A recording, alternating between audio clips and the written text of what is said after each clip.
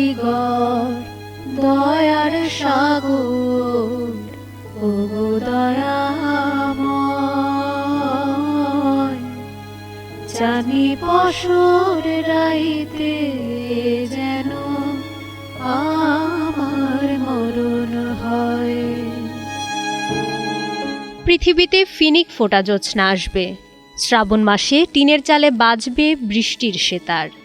সেই অলৌকিক সঙ্গীত শোনার জন্য একদিন আমি থাকব না। হুমায়ূন আহমেদের এই হাহাকার সত্যি হওয়ার পর ১৩টি বর্ষা আর অসংখ্য জ্যোৎস্না কেঁদে ফিরে গেছে তাদেরকে জীবন দেওয়া জাদুকরকে না পেয়ে। বছর ঘুরে আবারও ক্যালেন্ডারের পাতায় সেই দিন। শ্রাবণের মেঘে ঢাকা ছিল নিউ ইয়র্কের আকাশ। বিদায় নিচ্ছিলেন বাংলা কথা সাহিত্যের রাজপুত্র হুমায়ূন আহমেদ। ২০১২ সালের ১৯ জুলাই বেলেভু হাসপাতাল থেকে অনন্তকালের জ্যোৎস্না যাত্রায় রওনা করেন এই জাদুকর। শুরুটা হয়েছিল ২০১১ সালের সেপ্টেম্বর মাসে।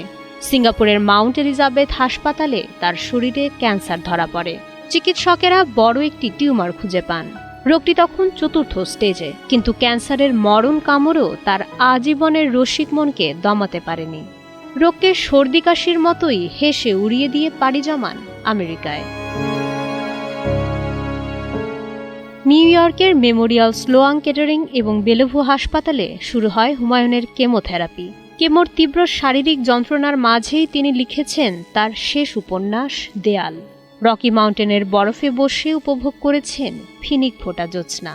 ২০১২ সালের জুনে সফল অস্ত্রোপচারের পর প্রথম যৌথ সেলফি তোলেন স্ত্রী শাওনের সঙ্গে। ক্ষণস্থায়ী সেই আনন্দ ছিল আবারও বেঁচে ফেরার এক উপযোগ।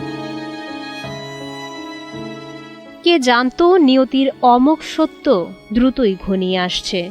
অস্ত্রোপচারের পর তৈরি হয় এক বিরল জটিলতা, চিকিৎসা বিজ্ঞানের ভাষায় অ্যানাস্টমিক লিক। তীব্র সংক্রমণ আর ফুসফুসে ভাইরাসের আক্রমণে ভেঙে পড়ে শরীর।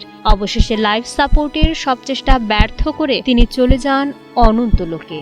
নুহাশপল্লীর প্রিয় লিচুতলায় চিরনিদ্রায় শায়িত হন এই জাদুকর। জাদুকর চলে গেছেন, রয়ে গেছে তার অলৌকিক সৃষ্টি। নুহাশপল্লীর লিচুতলার নির্জন ছায়ায়, হিমুর হলুদ পাঞ্জাবিতে আর শ্রাবণের প্রতিটি ফোঁটা বৃষ্টিতে হুমায়ূন বেঁচে আছেন অবিনশ্বর হয়ে। মাইশা মালিহা, সময়ের আলো।